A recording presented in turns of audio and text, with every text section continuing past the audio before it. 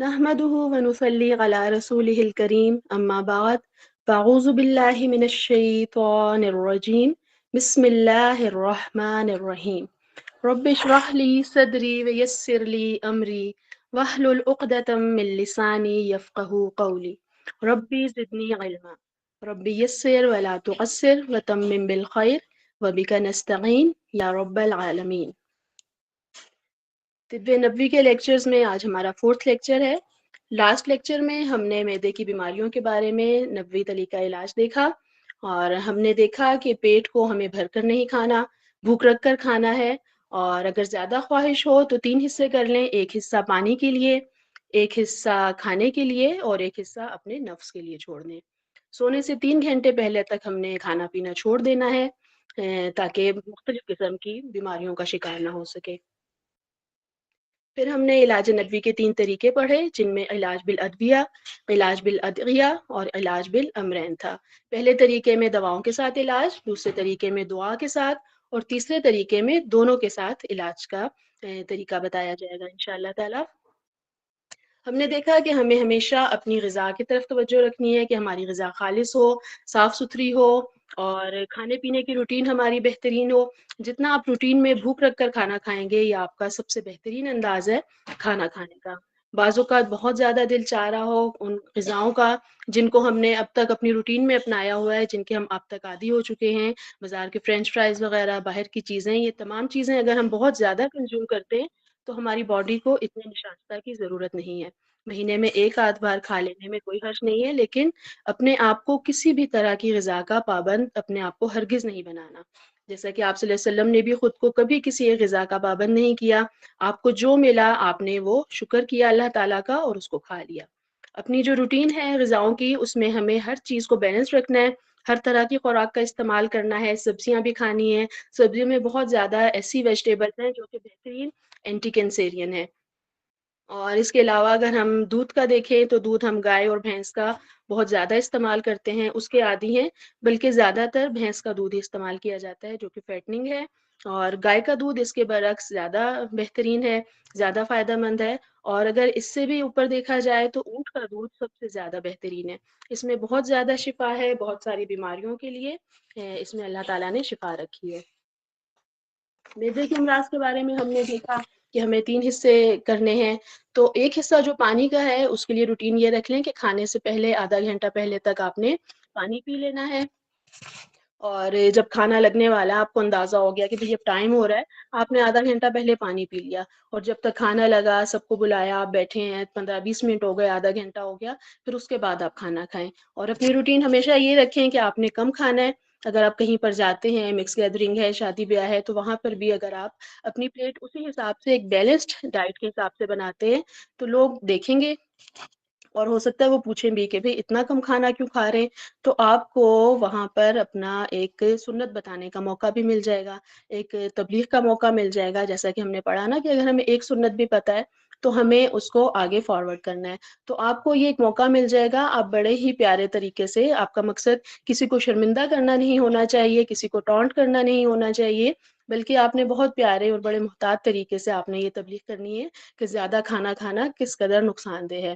اور یہ کہ جب سے میں نے پڑھا ہے کہ آپ صلی اللہ علیہ وسلم نے فرمایا کہ معدے کی بیماریوں کا علاج کم کھانا کھانا ہے، اور ایک حصہ ہمیں کھانا کھانا ہے، ایک حصہ پانی پینا ہے، اور ایک ہمیں خالی رکھنا ہے، تو تب سے میں نے کھانا کم کر دیا ہے۔ ٹھیک ہے، تو یہ ہو گیا آپ کا کام، آپ نے پیغام اپنا پہنچا دیا جو آگے پہنچانا تھا۔ اور اس کے علاوہ بھی ہمیں بہت زیادہ بینیفٹس ہوں گے اگر ہم اپنی خوراک اور چیزوں کو کنٹرول کرتے رہیں گے۔ تو وسائل کی جو بھی ہمیں زیادتیوں کا کمی کا سامنا آج کل جو کرنا پڑتا ہے، اس کے لیے بھی یہ بہت بہترین ہے۔ اگر ہم بے جا اسراف سے خود کو روک لیں گے تو یہ ہمارے لیے بہت زیادہ فائدہ مند ہو جائے گا۔ فصل نمبر 7 میں دیکھتے ہیں بخار کے علاج کے متعلق ہدایات نبوی صلی اللہ علیہ وسلم۔ صحیح بخاری اور صحیح مسلم دونوں کتابوں میں نافع نے ابن عمر رضی اللہ عنہ سے روایت کی کہ نبی کریم صلی اللہ علیہ وآلہ وسلم نے فرمایا، بخار یا شدت بخار جہنم کی لپٹ میں سے ہے، اسے سرد کر دو پانی کے ذریعے سے، چھینٹا، وضو یا غسل کسی بھی طریقے سے۔ اب یہاں پر جو طبیب ہیں ان کا کیا کہنا ہے کہ بخار کی ہر صورت میں جب باڈی کا ٹمپریچر بہت زیادہ بڑھ جاتا ہے تو پانی سے 2 طرح سے علاج کیا جاتا ہے۔ پہلا طریقہ ہے کہ برف سے یا پانی سے خارجی طور پر، بیرونی طور پر ٹکور کی جائے، ٹھنڈے پانی کی پٹیاں رکھی جائیں یا پھر اسپونجنگ کی جائے تاکہ باڈی ٹیمپریچر کچھ نیچے آ جائے۔ اور دوسرا طریقہ علاج یہ ہے کہ منہ سے پانی پلایا جائے بار-بار۔ اب اگر ٹیمپریچر ہے تو ظاہر ہے مریض کا دل نہیں کرتا کہ وہ بہت زیادہ پانی پیے، تو آپ نے تھوڑا-تھوڑا کر کے اس کو پانی پلانا ہے۔ مقصد یہ ہے کہ اس کے جسم کے جو اعضاء ہیں وہ کام کرتے رہیں، مصروف رہیں، اور خاص طور پہ گردے ان کو بھی اپنے کام پر لگایا جائے تاکہ باڈی کی جو بھی انرجی ویسٹ ہو رہی ہے اس کو بحال کرنے میں کوئی نہ کوئی مدد کر سکے۔ اچھا، پھر حدیث میں یہ نہیں کہا گیا کہ مریض جیسا بھی ہو اس کو غسل کرا دو یا آپ نے اس کے اوپر پانی ہی ڈالنا ہے، ایسا نہیں۔ اگر مرض نمونیا کا ہے تو آپ اس کو اگر نہلا دیں گے تو آپ کا کیا خیال ہے کہ وہ مریض جو ہے وہ زندہ بچ سکے گا؟ بلکہ ہمیں کوئی بھی ٹریٹمنٹ کرنے سے پہلے جو بھی مرض ہے اس کی بیسکس تک ہمیں پہنچنا ہے، اس کی وجوہات کیا ہے وہاں تک پہنچنا ہے۔ تو اگر مریض کی قوت مدافعت کسی بھی مرض کی وجہ سے کمزور ہو گئی ہے، غسل کرنا اس کے لیے بہت مشکل ہو گیا ہے، جیسا کہ ٹائیفائڈ کا اگر مریض ہے تو اس کو ہڈیوں میں پین بھی ہوتا ہے اور اس کو بہت زیادہ تکلیف محسوس ہو رہی ہوتی ہے، اگر آپ اس کو زبردستی نہلانے لے جائیں کہ بخار تمہارا کم ہوگا تو یہ اس کے لیے اذیت اور تکلیف کا باعث ہوگا، ٹھیک ہے؟ نہلانے کو تو نہلایا جا سکتا ہے، ایسا نہیں کہ نہیں، لیکن اس کے لیے آپ کو پراپر سارا ارینجمنٹ کرنا ہوتا ہے۔ گرم پانی سے نہلانا ہے اور نہلانے کے بعد کی جو حفاظت ہے وہ بہت زیادہ اہم ہے۔ اس کا اکثر لوگ خیال نہیں کرتے۔ اسی کی وجہ سے ڈاکٹرز ایسے پیشنٹس کو نہلانے سے منع کرتے ہیں، پرہیز کرتے ہیں۔ اب گرم پانی سے اگر آپ نے نہلایا مریض کو تو پھر اس کے بعد جب آپ کمرے میں لے کر آئیں گے تو کمرے کا ٹمپریچر بھی اسی حساب سے ہونا چاہیے جیسا کہ آپ کے پانی کا تھا، پھر کوئی پرابلم نہیں ہوگی۔ لیکن اگر سیویئر کنڈیشن ہے تو پھر آپ کو پانی سے اسپونجنگ کرنی چاہیے، پانی کے چھینٹے وغیرہ مار دیں اس پر۔ اور چھینٹے مارنے بھی یہ ہے کہ بعض لوگ یہ نہ ہو کہ بہت زیادہ پانی کے چھینٹے مار دیں، تو سب سے بہترین طریقہ یہ ہے کہ آپ نے اسپونجنگ کر دی، پٹیاں ٹھنڈے پانی کی وہ رکھ دی تو وہ زیادہ بہتر ہے۔ البتہ اگر گرمی کا بخار ہے، سردی کے بخار کو آپ نے گرم پانی کے حساب سے ٹریٹ کیا، لیکن اگر گرمیوں کا بخار ہے، ہیٹ سٹروک ہو گیا، گرمی ہے، لو سے بخار ہو گیا، تو مریض کو اگر ٹھنڈے پانی کے ٹب میں بھی بٹھا دیں گے تو بھی اس کے لیے یہ فائدہ مند ہوگا، یا پھر اس کے سر پہ ٹھنڈے پانی کا رومال رکھ دیا جائے، کیونکہ جہاں پر سورج کی شدت یا حرارت اس بیماری کو پیدا کرتی ہے تو پھر اس قسم کے بخار میں ٹھنڈے پانی کا غسل اور ٹھنڈے پانی کا استعمال دونوں ہی بہت مفید ثابت ہوتے ہیں۔ اب بخار کی جو اقسام ہیں وہ ہم دیکھ لیتے ہیں، 2 اقسام ہیں۔ پہلی قسم ہے عرضی۔ اب یہ جو بخار کی فرسٹ اس کی کائنڈ ہے وہ ہوتی ہے اکثر ورم کی وجہ سے۔ ورم کا مطلب یہ سوجن ہو گئی، کوئی انفلیمیشن ہو گئی، کثرت حرکت، بہت زیادہ حرکت ہی کام ہو گیا بہت زیادہ اس کے برڈن سے ہو گئی، یا پھر دھوپ کی شدت سے بھی اکثر ٹیمپریچر ہو جاتا ہے۔ اکثر لوگ غصہ بہت زیادہ کر لیں تو پھر اس کی وجہ سے بھی یہ ٹیمپریچر ان کو ہو جاتا ہے، اس کی وجہ سے یہ تمام بیماریاں ان تمام چیزوں کی وجہ سے بخار جیسی بیماری جو ہے انسان فیس کرتا ہے۔ دوسری قسم ہے مرضی، اس کی بھی 3 قسمیں۔ اب اس میں پہلی قسم وہ ہے جو کہ کسی مادے کی وجہ سے پورے بدن میں گرمی پیدا کرنے کا سبب بنتی ہے۔ اب عموماً یہ والا جو بخار ہے ایسا ہوتا ہے جو کہ 24 گھنٹے کے اندر ختم ہو جاتا ہے، یا پھر زیادہ سے زیادہ اس کو 3 دن لگ جائیں گے، 3 دن میں ختم ہو جائے گا۔ دوسری قسم کا جو تعلق ہے وہ ہے اخلاط سے۔ اب اخلاط سے مراد کیا ہے؟ اخلاط سے مراد وہ سیال مادہ ہے جو غذا کے ہضم ہونے یا پھر آپ کی جو بھی خوراک ہے اس میں چینجز پیدا ہوتی ہیں، اس کی وجہ سے جسم میں یہ مادہ پیدا ہوتا ہے۔ اور یہ جو مادہ ہے اس کی بھی آگے 4 قسم کی ٹائپس ہیں۔ یہ جو 4 مادے ہیں یہ سودا اس کو کہا جاتا ہے، ایک صفرا، ایک بلغم اور ایک خون۔ صفرا ایک تیزابی مادہ ہے اور اس کو یلو بائل بھی کہا جاتا ہے۔ یہ پیلے رنگ کا مادہ ہوتا ہے اور یہ پتے میں جمع ہوتا ہے، اور اس کا جو کام ہے یہ ایک نالی کے ذریعے آنتوں پر گرتا ہے، اور پھر آنتوں پر گر کر وہاں جو چکنائی موجود ہے اس کو توڑ کر چھوٹے چھوٹے ٹکڑوں میں بدل دیتا ہے، اور چھوٹے چھوٹے ذروں میں جب اس کو چینج کرتا ہے اس کے بعد اس کو ڈائجیشن میں بہت زیادہ آسانی ہو جاتی ہے، یعنی کہ ڈائجیشن میں اس کی بہت زیادہ ہیلپ ہوتی ہے۔ اب جو سودا ہے وہ ایک ایسا مادہ ہے جو کہ سیاہ رنگ کا ہوتا ہے، اور اس کو بلیک بائل بھی کہا جاتا ہے، اور میدے میں پایا جاتا ہے، اور اس کی بہت زیادہ ہمیں بیلنسڈ ایک کوانٹٹی چاہیے ہوتی ہے باڈی کو ہاضمے کے لیے، ڈائجیشن کے لیے، ہڈیوں کے لیے بہت زیادہ بہترین ہے، اور دانتوں کے لیے بھی اس کی بہت ضرورت ہوتی ہے۔ لیکن یہ تمام وہ مادے ہیں جن کی ہمیں بیلنس مقدار میں ضرورت ہوتی ہے، ان مقدار کی زیادتی یا کمی سے انسان کو پرابلمس فیس کرنی پڑتی ہے۔ اب یہ چاروں جو اجزاء ہیں ان سب کی انسانی جسم میں بنیادی حیثیت حاصل ہے۔ جس طرح خون اور بلغم انسانی جسم میں پائے جانے والے مادے ہیں، اسی طرح سفرہ اور سودا بھی انسانی جسم میں پائے جانے والے ہی مادے ہیں، اور ان سب کی اہمیت انسانی جسم کو بہت زیادہ ہے۔ اچھا، پھر ہم یہ دیکھتے ہیں کہ اگر کسی شخص کا جو مزاج ہے وہ بھی انہی چاروں مادوں کی وجہ سے ہم جج کر سکتے ہیں۔ یہ چار چیزوں سے ہی انسان کا مزاج وجود میں آتا ہے۔ اب اگر کسی شخص میں بھی کسی ایک مادے کی کثرت یا غلبہ ہوگا تو اس کا مزاج بھی اسی کے حساب سے ہوگا۔ مثلاً اگر خون کا مزاج گرم ہے، سودا کا مزاج سرد خشک ہے، سفرہ کا مزاج گرم خشک ہے، اور بلغم کا مزاج سرد تر ہے، تو ان سب کو اگر سامنے رکھیں گے تو جو قدیم طب ہے اس نے انسانی مزاج کو ان تمام چیزوں کو سامنے رکھے ہوئے پرکھا ہے۔ اگر کسی کے جسم میں خون کی کثرت اور غلبہ زیادہ ہوگا تو اس کا مزاج گرم تر ہو جائے گا، اور اسی طرح اگر کسی کے جسم میں سفرہ کی مقدار زیادہ ہے تو اس کے حساب سے ہی اس کا مزاج گرم خشک ہوگا۔ بلغم کا جس کو زیادہ فیس کرنا پڑتا ہے وہ سرد تر مزاج رکھتا ہوگا۔ تو یہ تمام معاملات جو ہیں وہ اسی حساب سے ہمارے چلتے ہیں۔ ہمارے مزاج پر ان چاروں مادوں کا بہت زیادہ اثر پڑتا ہے، اور ان چاروں مادوں کا انسانی جسم میں توازن ہونا بہت زیادہ ضروری ہے۔ جب ان مادوں کا توازن بگڑنا شروع ہوتا ہے تو انسانی جسم مختلف بیماریوں اور مسائل کا شکار ہو جاتا ہے۔ اب مسئلہ یہ ہے کہ ایک عام جو بندہ ہے اس کیسے معلوم ہو کہ اس کا مزاج کیسا ہے اور کس طرح اس کو ٹریٹ کریں؟ اس کے لیے بہت طریقے میں آپ کو اپنے مزاج کو بتاتی ہوں، جو کہ علامات کے ذریعے اپنے مزاج کو آپ کس طرح جانچ سکتے ہیں۔ اس میں سب سے پہلے ہم دیکھتے ہیں کہ گرم تر مزاج والے لوگ، یعنی دم بولتے ہیں خون کو، دموی مزاج والے جن کا گرم تر مزاج، خون گرم ہے، ان کے ایسے لوگوں کے جو ہے وہ ہمیں کیا علامات دیکھنے کو ملتی ہیں؟ تو سب سے پہلے ہم دیکھیں گے کہ ایسے لوگوں کے مسوڑوں سے خون آتا ہوگا، اکثر ان کا گرم تر مزاج، ناک سے اکثر خون آتا ہوگا، ان کی جو سکن ہے اور زبان اس کا رنگ بھی سرخ ہوگا، ایسے لوگوں کو نیند بھی زیادہ آتی ہوگی یا غنودگی کا شکار رہتے ہوں گے۔ تو یہ تمام مسائل گرم تر مزاج رکھنے والے لوگ فیس کرتے ہیں۔ پھر آتا ہے سرد خشک مزاج، یہ ہوتا ہے سوداوی مزاج۔ ایسے لوگوں کی جلد کی رنگت سیاہ ہو جاتی ہے، اکثر جسم بھی کمزوری کی طرف ہوتا ہے اور لاغر ہونے لگ جاتا ہے، ایسے لوگوں کو نیند میں کمی ہوتی ہے اور جسم میں خشکی کا سامنا کرنا پڑتا ہے، اکثر ناک اور منہ بھی خشک رہتا ہے، یا پھر ایسے لوگ اکثر تنہائی پسند ہوتے ہیں زیادہ تر، یا کسی خوف کا شکار بھی ہوں گے، یا ان کی نبض بھی بہت آہستہ یا ڈوبی ہوئی محسوس ہوتی ہے۔ اب نبض کو جج کرنے کا طریقہ کیا ہے؟ اب اگر بلڈ پریشر چیک کرتے ہیں، آج کل ہر گھر میں یہ گیجٹس موجود ہیں، چیزیں موجود ہیں، لوگ خود کرتے ہیں۔ اگر اس میں آپ کو ایک تو آج کل آ رہے ہیں نا بولتے ہیں جو مینول ہوتے ہیں، اس میں آپ کو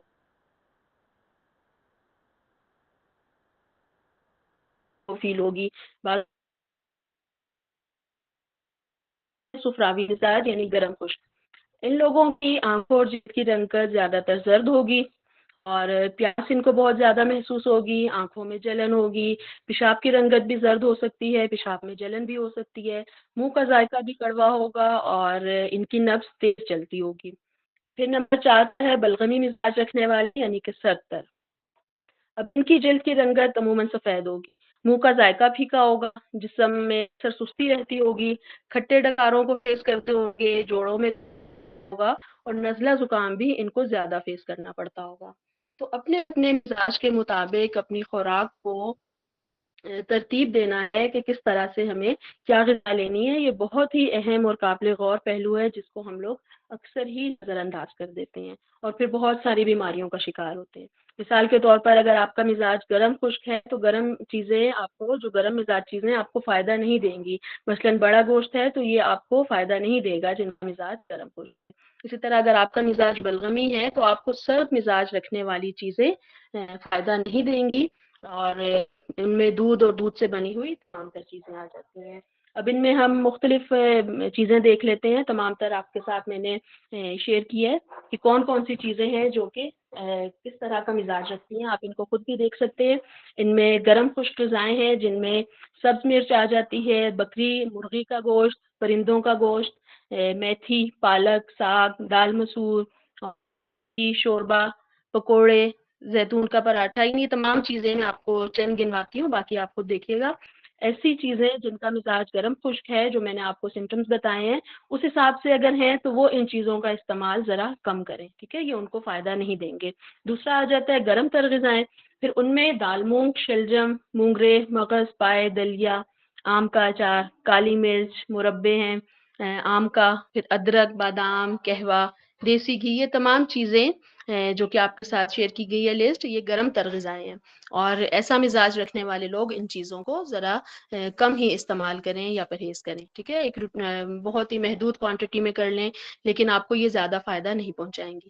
سرد خشک جو بھی مزاج رکھتے ہیں ان کو کون سی چیزیں نہیں کھانی چاہیے یا کم استعمال کرنا چاہیے، اس میں آلو، گوبھی، ساگ ہو گیا، کدو کا رائتا ہے، بند گوبھی، دہی بھلے، آلو چھولے، تو یہ تو لیڈیز کی ذرا فیوریٹ چیزیں ہوتی ہیں نا، دہی بھلے، چھولے، چاٹ، یہ مٹر پلاؤ، تو یہ چیزیں اگر آپ کا مزاج اس طرح کا ہے، یہ چیزیں آپ کے مزاج پر غالب ہیں، تو پھر آپ نے نہیں کھانا ہے۔ ادروائز اگر متناسب ہے، معتدل مزاج ہے، نارمل ہے، تو اس میں ایسی آپ کو کسی بھی ریسٹرکشن کی ضرورت نہیں ہے۔ سرد تر غذائیں ہیں، ان میں انار، سبزیاں ہیں، سلاد کے پتے، سوڑے کا اچار ہے، ناشپاتی، سنگھاڑا، یہ تمام چیزیں آ جاتی ہیں اس میں۔ اور پھر خشک گرم غذائیں ہیں جن میں انڈے کی زردی ہے، بڑا گوشت، مچھلی، دال، چنے، کریلے، ٹماٹر، اور تر گرم غذاؤں میں کدو، ٹینڈے، حلوہ کدو، گاجر، شلجم، خربوزہ، یہ تمام چیزیں تر گرم غذائیں ہیں۔ تو جن لوگوں کا مزاج اگر ان چیزوں سے میچ کرتا ہے تو وہ پھر وہ چیزیں استعمال نہیں کریں گے، آپ اس کے اپوزٹ جو بھی غذائیں ہیں وہ استعمال کریں گے۔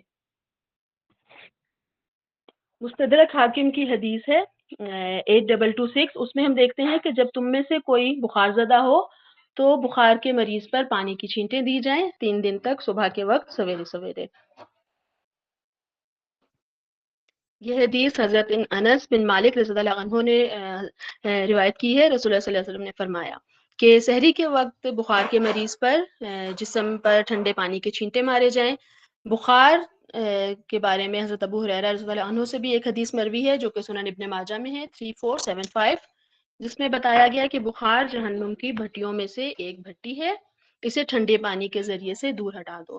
آپ صلی اللہ علیہ وسلم کو بھی جب بخار ہوتا تو آپ کیا کرتے کہ پانی کا مشکیزہ طلب فرماتے، اس کو سر پر انڈیل کر غسل کر لیتے، یعنی سارے جسم پر پانی اچھی طرح پہنچا دیتے۔ ایسا نہیں کہ کسی ایک حصے پر آپ نے پانی زیادہ پہنچا دیا، کسی ایک پر کم، سب پر مناسب مقدار میں برابر پہنچایا۔ مکہ کا موسم بہت زیادہ گرم ہوتا ہے، سردیوں میں بھی عموماً بہت زیادہ ٹھنڈا نہیں ہوتا، تو اس لیے وہاں کے حساب سے یہ پانی اس طرح سے استعمال کیا گیا۔ اسی طرح سنن ابن ماجہ کی ایک اور حدیث ہے 3469، آپ صلی اللہ علیہ وسلم کے پاس ایک بار بخار کی بات نکلی تو ایک شخص نے سن کر بخار کو برا بھلا کہا، تو آپ صلی اللہ علیہ وسلم نے فرمایا کہ بخار کو گالیاں نہ دو، یہ تو گناہوں کو ایسا دور کر دیتا ہے جیسے بھٹی میں لوہے کا زنگ تپنے سے دور ہو جاتا ہے۔ اب جس طرح اگر زنگ لگا ہوا لوہا آپ نے بھٹی میں ڈالا ہے تو وہ صاف ستھرا ہو کر آگ لوہے کا زنگ دور کر دے گی اور وہ صاف ستھرا نکھر کر باہر آ جاتا ہے۔ اسی طرح جب جسم بھی بخار کا شکار ہوتا ہے، جسم کے تمام آپ کے سیلز بھی ٹوٹ پھوٹ کا شکار ہو رہے ہیں اور آپ کے باڈی بہت زیادہ ہیٹڈ ہو رہی ہے، تو جتنے بھی فاسد مواد ہیں، جتنے بھی برے جو بھی مادے ہوں گے، وہ تمام تر نکل جائیں گے اور آپ کی باڈی بھی صاف ستھری ہو جائے گی اور نکھر کر سامنے آئے گی۔ اب جو بخار ہے اس سے انسان کے جسم کو فائدہ بھی بہت ہوتا ہے۔ اب یہ ایسا فائدہ ہے جو کہ کسی دوا سے بھی انسان کو نہیں ہو سکتا۔ عموماً یہ ایسا جو نفع پہنچانے والا بخار ہے یہ ایک دن کا ہوتا ہے، اور یہ ان تمام نقصان دہ غلیظ موادوں کو بوسٹ کر کے جسم سے باہر نکال دیتا ہے، اور اکثر یہ ایسے فائدے دیتا ہے جو کہ انسانی جسم کو مختلف دواؤں کے ذریعے بھی نہیں پہنچتے۔ اب مختلف بیماریاں ہیں جن میں یہ فائدہ پہنچاتا ہے، مثلاً آشوب چشم ہے، نیا ہو یا پرانا، یعنی آنکھیں جب دکھنے آ جاتی ہیں، آئی انفیکشن ہوتا ہے، تو اس میں اگر بخار ہو جاتا ہے تو وہ اس کو بہت زیادہ ہیلپ کرتا ہے اور یہ بیماری دور ہو جاتی ہے۔ اسی طرح اگر بخار ہے کسی کو تو وہ فالج اور لکوہ سے بچانے کا بھی سبب بنتا ہے، اور وہ تمام جو فضول اور غلیظ مادے جن کی وجہ سے بیماریاں پیدا ہوتی ہیں، وہ تیزی سے ختم ہو جاتے ہیں۔ یعنی یہ جو فائدہ ہے بخار کا، یہ انسان کو قیمتی سے قیمتی دواؤں سے بھی نہیں پہنچ سکتا۔ اس کے علاوہ مومن کو جو بھی تکلیف پہنچتی ہے کسی بھی بیماری کے ذریعے یا بخار میں، اس کو نقاہت اور کمزوری، باڈی میں پین، اس کو یہ تمام فیس کرنی پڑتی ہیں، تو اس سے اللہ تعالیٰ اس کے گناہ بھی معاف کرتا ہے، اور اگر وہ اللہ تعالیٰ کی طرف سے ملنے والی تکلیف پر صبر کرتا ہے تو اس کو اس پر ایک اور اجر بھی ملتا ہے، یعنی وہ دوہرے اجر کا اس کو حقدار ہو جاتا ہے۔ اب بخار ہمارے گناہوں کی بخشش کے لیے بھی بہت زیادہ بہترین ہے، ہمارے سمجھے کہ گناہوں کی بخشش کے لیے آتا ہے۔ اگر ہمیں کبھی بخار ہو جاتا ہے تو اس کے لیے آپ کو خوش ہونا چاہیے میرے اندازے کے مطابق۔ تو اکثر ہم دیکھتے ہیں اپنے آس پاس کسی کو بخار نہیں ہوتا تو وہ حسرت بھی کرتے ہیں کہ بھئی مجھے بخار نہیں ہوا کبھی، یا ہونا چاہیے۔ تو یہ جس کو بھی بخار ہوتا ہے، اکثر جو پرانے دور کے طبیب تھے وہ ان کو مبارک بھی دیتے تھے کہ آپ کے لیے یہ بہت زیادہ بہترین ہے۔ تو اگر کسی کو بخار ہو جاتا ہے تو اس کے لیے فرسٹ ایڈ کے طور پر آپ نے کیا کرنا ہے؟ پانی سے مدد لینی ہے۔ ٹھیک ہے، سب سے پہلے آپ نے پانی یوز کیا، پانی سے اس کو چھینٹے دیے، اس کو ٹھنڈے پانی کی پٹیاں رکھ دیں۔ اس سے اگر اس کو فائدہ مل جاتا ہے تو نہیں ملتا تو پھر آپ نے کیا کرنا ہے کہ اس کو دم کر دینا ہے۔ ٹھیک ہے، اگلا دن آپ نے یہ کر لیا۔ اگر پھر بھی اس کو بخار اس کا نہیں ٹھیک ہو رہا تو اب اس کو دوا کی ضرورت ہے، آپ نے اس کی میڈیکیشن کروانی ہے۔ اچھا، اب ایسا بھی نہیں ہے کہ اگر کوئی مریض ہے اس کو پہلے دن ہی ٹمپریچر ہو گیا 104 106 اور آپ کہیں کہ نہیں میں نے تو پڑھا تھا کہ پانی سے کرنا ہے ٹھنڈا تو میں پانی ہی ڈالوں گی یا پٹیاں ہی کروں گی، تو ایسا نہیں کرنا۔ اگر اتنا زیادہ بخار ہو رہا ہے اور بہت زیادہ تکلیف ہے، بیماری زیادہ ہے، تو آپ نے پہلے ہی میڈیکیشن کروانی ہے۔ ٹھیک ہے، ساتھ ساتھ آپ باقی بھی کر لیں کہ آپ نے دم بھی کروا لیا یا پٹیاں بھی ساتھ رکھتی رہیں، لیکن میڈیکیشن کی بھی ضرورت ہے۔ ٹھیک ہے، اسی طرح ہم ایک اور حدیث میں پڑھتے ہیں کہ ایک دن کا بخار پورے سال کا کفارہ ہے۔ اب اس کی ایکسپلینیشن میں ہم دو چیزیں ایکسپلین کر سکتے ہیں۔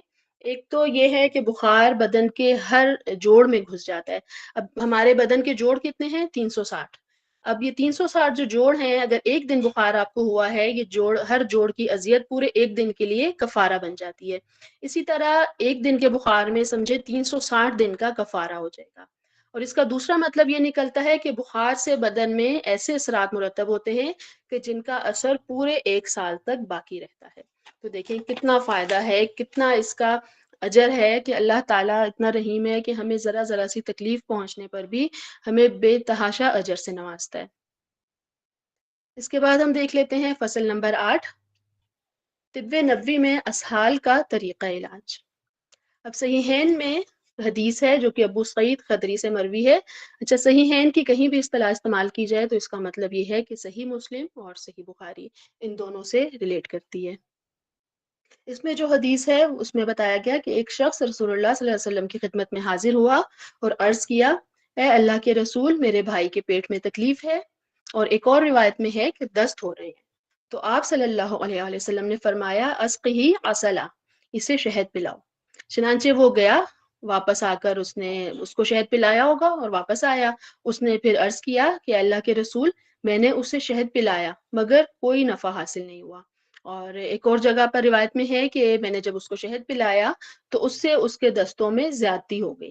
اب یہ بات 2 سے 3 دفعہ ہوئی کہ وہ پلاتا تھا اور نہیں فرق پڑتا تھا، پھر آپ صلی اللہ علیہ وسلم کی خدمت میں آتا تھا کہ بھئی ان کو تو، میرے بھائی کو فرق ہی نہیں پڑ رہا، تو آپ دوبارہ اس کو شہد پلانے کا حکم دیتے۔ وہ چوتھی بار آیا تب بھی آپ نے یہی کہا، اور جب 3 سے 4 بار ایسا ہو گیا تو آپ صلی اللہ علیہ وسلم نے کیا فرمایا کہ اللہ تعالیٰ کا کہا سچ ہے، تمہارے بھائی کا پیٹ جھوٹا ہے۔ یعنی یہ بات کہ اس سے کوئی اور مسئلہ ہے جس کی وجہ سے اس کا معدہ بیمار ہو گیا ہے، اس کو ہم دیکھ لیتے ہیں، ڈسکس کرتے ہیں۔ اچھا، اس طرح کی جب ہم کوئی بھی حدیث پڑھتے ہیں نا تو ہم کنفیوز بھی ہو جاتے ہیں کیونکہ ہمیں پوری بات کی سمجھ نہیں ہوتی۔ ہم نے پڑھی ہے، اب ہم کر رہے ہیں کہ بھئی اگر یہ کیا مطلب ہوا کہ اللہ کا کہا سچ ہے اور پیٹ جھوٹا ہے تو اس کا کیا مطلب ہے۔ اچھا، ایسا ہے کہ موشن یا ڈائریا اگر کسی کو ہو جاتا ہے تو اس کی کازز بھی مختلف ہیں۔ अब मोशन और डायरिया है, बाज़ औक़ात है कि एक दिन आपको डायरिया हुआ, लूज़ मोशन हुए, लेकिन बाज़ औक़ात ऐसा होता है सीवियर होता है, किसी और वजह से भी हो रहे होते हैं। मसलन अगर आंतों की टीबी हो गई है, तो उसकी वजह से भी मोशन या डायरिया फ़ेस करना पड़ता है। इसी तरह अगर टाइफाइड बुखार है, तो उसके साथ भी या तो कब्ज़ हो जाती है या फिर मोशन हो जाते हैं। तो ये बहुत बड़ी अलामत है टाइफाइड बुखार की। इससे या तो आपको बहुत ज़्यादा लूज़ मोशन पानी की तरह होंगे कि वो रुकेंगे नहीं और बाज़ औक़ात स्टक हो जाता है, आपको कब्ज़ हो जाती है। तो अगर उसको कोई और बीमारी थी, सिर्फ़ और सिर्फ़ डायरिया या मोशन नहीं थे, साथ उसको कोई इन्फेक्शन था या टाइफाइड था, तो फिर भला 1 दिन के उसके इलाज से किस तरह ठीक हो जाता? तो चुनांचे आप सल्लल्लाहु अलैहि वसल्लम ने फरमाया कि भाई का पेट झूठा है क्योंकि हो सकता है कि उसको सिर्फ़ और सिर्फ़ डायरिया ना हो, साथ और भी कोई बीमारी हो। चुनांचे शहद जो है उसको अगर हम देखें तो ये बहुत ज़्यादा फ़ायदेमंद चीज़ है, अल्लाह ताला की तरफ से एक बहुत बड़ी नेमत है। और ये बहुत जो दीन का काम करने वाले हमारे जैसे जो बोलना पड़ता है जिनको बहुत ज़्यादा इधर-उधर भी बाज़ लोग हैं, आना-जाना होता है तबलीग के सिलसिले में, उनको बाहिम्मत रखने के लिए बहुत ज़्यादा बेहतरीन चीज़ है। इसके बहुत ज़्यादा फ़ायदे हैं।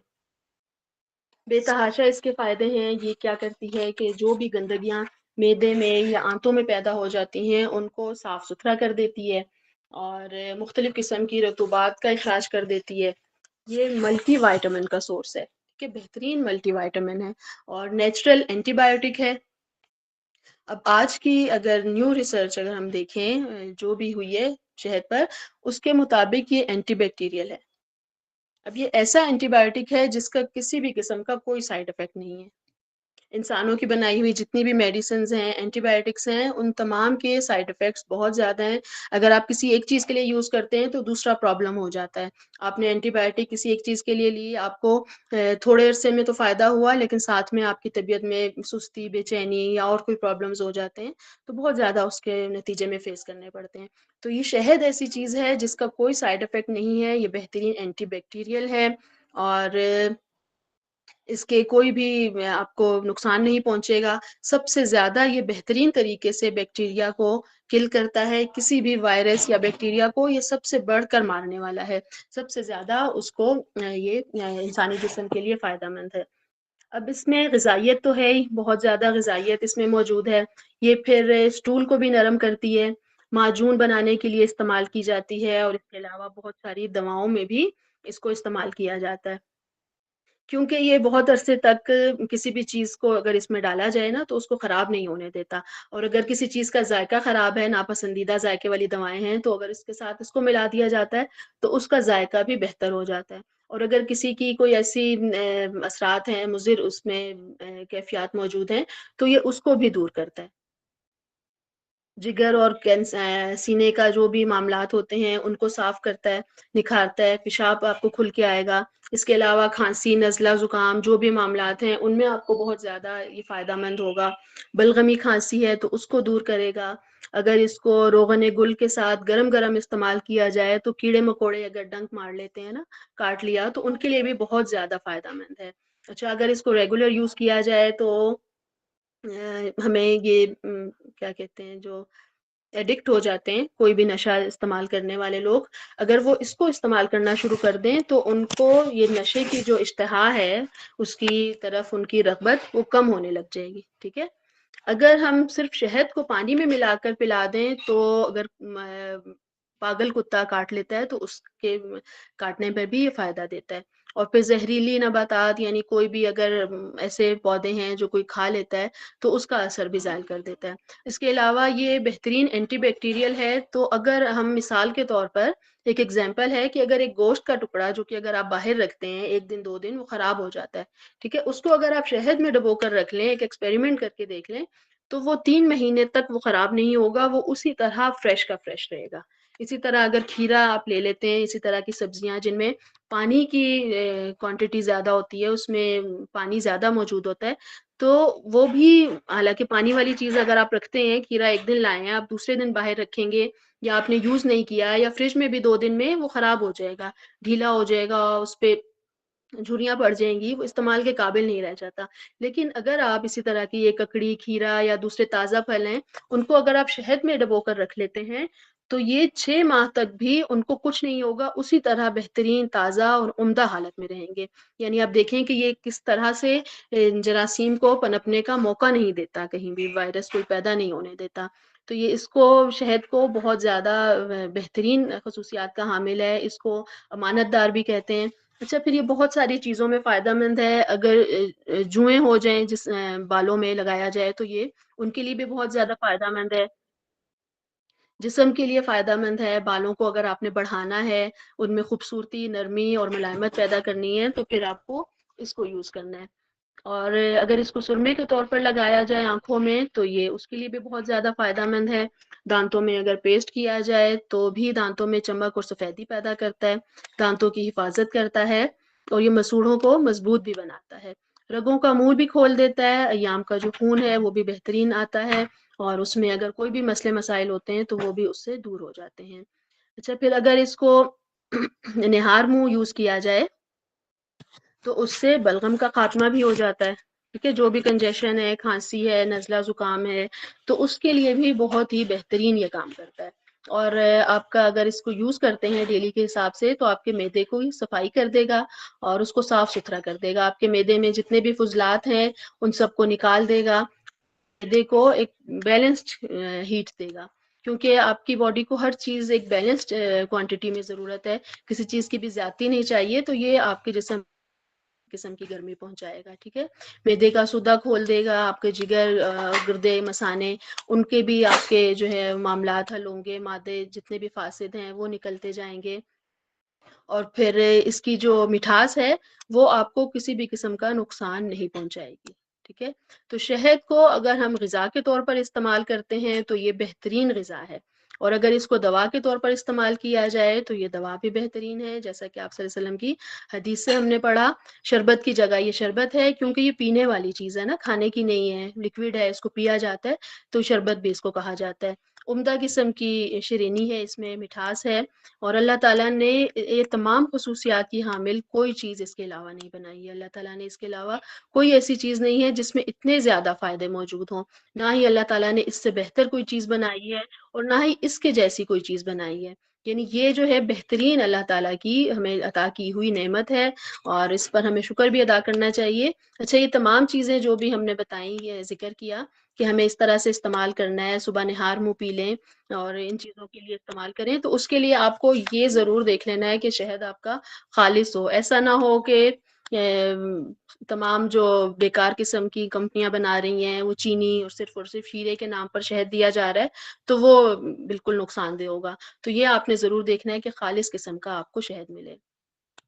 جتنے بھی پرانے دور کے طبیب تھے، ادبا تھے، ان سب کا زیادہ تر دار و مدار کیا تھا، شہد پر ہی رہا تھا، سارا علاج ان کا شہد پر ہی گھومتا رہا، اور ان کی جتنی بھی دوائیاں انہوں نے بنانی ہوتی تھی، معجون بنا رہے ہیں، ان میں شہد کا ہی استعمال کیا جاتا تھا، کیونکہ شکر تو تب تھی ہی نہیں، اور صدیوں تک تو لوگ اس کا نام جانتے بھی نہیں تھے کہ شکر یا چینی جیسی کوئی چیز بھی ہے، کیونکہ یہ آج کے دور کی پیداوار ہے، یہ تب نہیں تھی، تب خالص دور تھا، خالص چیزیں تھیں، وہ استعمال کی جاتی تھیں۔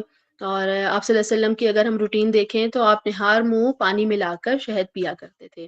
اب یہ ایسا زبردست نسخہ ہے جو کہ آپ کی صحت کے لیے بہت زبردست کام کرتا ہے، ٹھیک ہے۔ اس کی جو افادیت ہے وہ اس کو جاننے والے لوگ ہی بہترین طریقے سے جان سکتے ہیں۔ انسان کی بہت اچھی اس کی باڈی کی رکھوالی کرتا ہے، اس کی بہترین قسم کی مدد کرتا ہے بیماریوں سے بچنے کی، گلا خراب ہے، نزلہ ہے، پیٹ خراب ہے، کوئی بھی بیکٹیریا ہو گیا ہے، کسی بھی وائرس کا آپ کو سامنا کرنا پڑ رہا ہے، باڈی کے اندر آپ کو کوئی انفیکشن ہو گیا ہے، یا اسکن کے اوپر بھی کوئی بھی مسئلہ ہو گیا ہے، ایگزیما ہے یا کوئی بھی پرابلمز ہیں، تو اس کے لیے آپ نے کیا کرنا ہے، شہد کو کھانا بھی ہے، کھا کر بھی اس کا علاج کریں اور لگا کر بھی کریں۔ اسکن کے کسی بھی انفیکشن پر اگر آپ شہد لگاتے ہیں تو یہ اس کے لیے بہت ہی بیسٹ ہے۔ اچھا، کچھ لوگ ہیں جو اگر شہد کو کنزیوم کرتے ہیں تو ان کو سینے میں جلن شروع ہو جاتی ہے، تو اس کے لیے وہ کیا کریں کہ 1 چمچ سرکہ لے لیں اور 1 چمچ شہد لے لیں، یہ پانی میں ملا کر پی لیں تو اس سے ان کو سینے میں جلن نہیں ہوگی۔ لیکن ایسا صرف وہی لوگ کریں جن کو ایسیڈیٹی ہوتی ہے، ایسیڈیٹی کو فیس کرتے ہیں، سینے میں جلن ہوتی ہے، تو وہ ایسا کریں۔ باقی لوگ اس کو ڈائریکٹ ہی کنزیوم کریں، ٹھیک ہے۔ اچھا، سرکہ جو استعمال کرنا ہے وہ بھی آپ نے یہ دیکھنا ہے کہ وہ آپ کا اوتھینٹک ہونا چاہیے، سنتھیٹک نہ ہو، ٹھیک ہے؟ پھلوں کا ہونا چاہیے، وائٹ سرکہ جو کہ ہم لوگ اپنے گھروں میں استعمال کرتے ہیں، یہ کھانے کی چیز ہرگز نہیں ہے۔ یہ باتھ روم کلینر ہے، آپ ہر طرح کی چکنائی اور داغ اس سے صاف کر سکتے ہیں، اور کچن میں بھی آپ رکھ لیں اس کو، کہیں بھی آپ کی ٹائلیں گندی ہیں آپ اس کو صاف کریں، وہ دیکھیں کس طرح صاف ہو جاتی ہیں، سلیب صاف کریں وہ بھی صاف ستھرے ہو جائیں گے۔ تو آپ نے آج اپنا جو وائٹ سرکہ ہے وہ واش روم میں رکھ دینا ہے ٹھیک ہے؟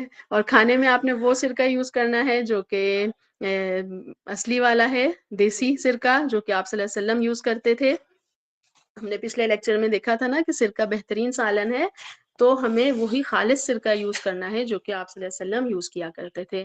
ایسا نہیں ہے کہ ہمیں نہیں ملتا، ہمارے ملک میں الحمدللہ دنیا کا بہت بہترین سرکہ بن رہا ہے جو کہ دیسی سرکہ ہے، بہت بہترین کمپنی ہے، دتو سرکہ کے نام سے بھی ہے، پورے ملک میں ہے، ہمیں ہر جگہ آسانی سے اویلیبل ہے، کوئٹہ، اسلام آباد، کراچی، آپ کو ہر جگہ مل جائے گا۔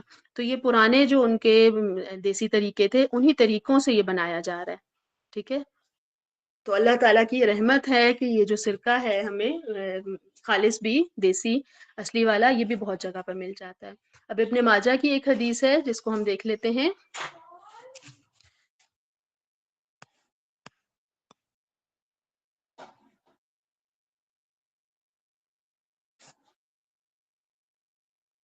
آپ صلی اللہ علیہ وسلم نے فرمایا، حضرت ابو ہریرہ رضی اللہ عنہ سے مروی ہے کہ جو شخص مہینے میں 3 دن صبح کے وقت شہد چاٹ لے اسے کوئی بڑی آفت بیماری نہیں آئے گی۔ ایک دوسری حدیث ہے، تم 2 شافی دواؤں سے شفا حاصل کرو، شہد اور قرآن سے۔ یعنی اب یہ دیکھیں کہ شہد اور قرآن یہ دو ہمیں بتائی گئی ہیں، بالشفا عینی، یہاں پر جو لفظ یوز ہوا نا کہ 2 چیزوں سے دو کا صیغہ استعمال ہوا، تو ہمیں ان 2 چیزوں سے شفا حاصل کرنی ہے، کیونکہ اگر ہم یہ سمجھیں کہ علاج میں رسول اللہ صلی اللہ علیہ وسلم نے جو نسخہ تجویز کیا تھا وہ صرف اور صرف ایک اسہال کے لیے تھا، موشن کے لیے، ٹھیک ہے؟ لیکن جو اس کو انفیکشن ہوا تھا وہ معدے کا اندرونی انفیکشن تھا، اور اس کے استعمال کے لیے آپ صلی اللہ علیہ وسلم نے اس کو بار بار شہد کا استعمال کروایا۔ یہ ایک نادر طریقہ علاج تھا، کیونکہ دوا کی مقدار مرض کی جو بھی سچویشن ہے اس کے مطابق کی جاتی ہے، ٹھیک ہے؟ اگر مرض کے تناسب سے مقدار دوا کی کم ہوگی تو ظاہر ہے کہ وہ مرض کا اثر پوری طرح سے زائل نہیں ہوگا، اور اگر دوا کی مقدار زیادہ ہو جائے گی تو پھر زیادہ نقصان دہ ہو جائے گا۔ تو چنانچہ جب اس کو 1 دن، 2 دن، 3 دن اس کو شاید استعمال کروایا گیا تو اس کو جو بھی اندر انفیکشن تھا، جو اس کے معدے کی تکلیف تھی، وہ اس سے دور نہیں ہوئی، اور جب اس کو اس کی پراپر مقدار جتنی اس کو چاہیے تھی اس مرض کو اکھاڑ دینے کی، جب وہاں تک اس کی مقدار پہنچ گئی اور بار بار کے اس کی جو تکرار کی گئی اس سے یہ مرض دور ہو گیا، اور جو بیماری تھی ان کو وہ اللہ تعالیٰ کے فضل سے جاتی رہی۔ فصل نمبر 9 میں ہم دیکھتے ہیں کہ شہد کے بارے میں سورہ نحل کی آیت نمبر 69 میں ہے کہ ان مکھیوں کے شکم سے یا پیٹ سے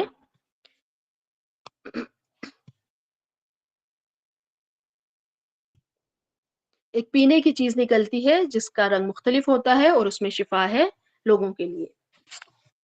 اب یہ جو شہد کی مکھی کا ذکر کیا گیا کیونکہ یہ مختلف جڑی بوٹیوں پر بیٹھتی ہے، پودوں کے اوپر، اور یہ مختلف جگہوں پر یہاں سے وہ پھلوں کا رس چوستی ہے، ان کے تمام تر جو بھی خصوصیات ہیں اور تاثرات ہیں، ان کے جو بھی تاثیر ہوتی ہے ان میں، وہ تمام کے تمام وہ کشید کرتی ہے۔ اس طرح شہد میں مختلف جو ادویات ہیں ان کے اثرات بھی شامل ہو جاتے ہیں، اور یہی وجہ ہے کہ وہ پھر بہت ساری بیماریوں کے لیے شفا کا باعث بن جاتی ہے۔ تو ہم نے آج لیکچر میں کیا دیکھ لیا؟ بخار کے علاج کے بارے میں آپ صلی اللہ علیہ وسلم کا طریقہ علاج کہ پانی کے ذریعے پہلے کیا جائے، اور اس کی مرض کی بیسکس وجوہات دیکھ کر اس کے بعد اس کا جو بھی میڈیسنز ہیں وہ کی جائیں گی۔ اسہال کے طریقہ علاج کے بارے میں ہم نے دیکھا، شہد کے فوائد کے بارے میں ہم نے جانا کہ اللہ تعالیٰ نے ہمیں بہترین نعمت عطا کی ہے شہد کی صورت میں، اور آپ شہد کے بارے میں سرچ بھی بہت کچھ کر سکتے ہیں۔ اس کے مزید فوائد آپ لوگ دیکھیں، مجھے بھی بتائیں کہ مزید اس کے کون سے فوائد ہیں، ٹھیک ہے؟ یہاں پر ہم اپنا لیکچر ختم کرتے ہیں۔ بارک اللہ لی ولکم فی القرآن الکریم ونفعنی وإیاکم بما فیہ من الآیات والذکر الحکیم وتقبل منی ومنکم تلاوتہ انہ هو الغفور الرحیم۔ سبحانک اللہم وبحمدک اشہد ان لا الہ الا انت استغفرک واتوب الیک۔ جزاک اللہ خیرا کثیرا۔ السلام علیکم ورحمۃ اللہ وبرکاتہ۔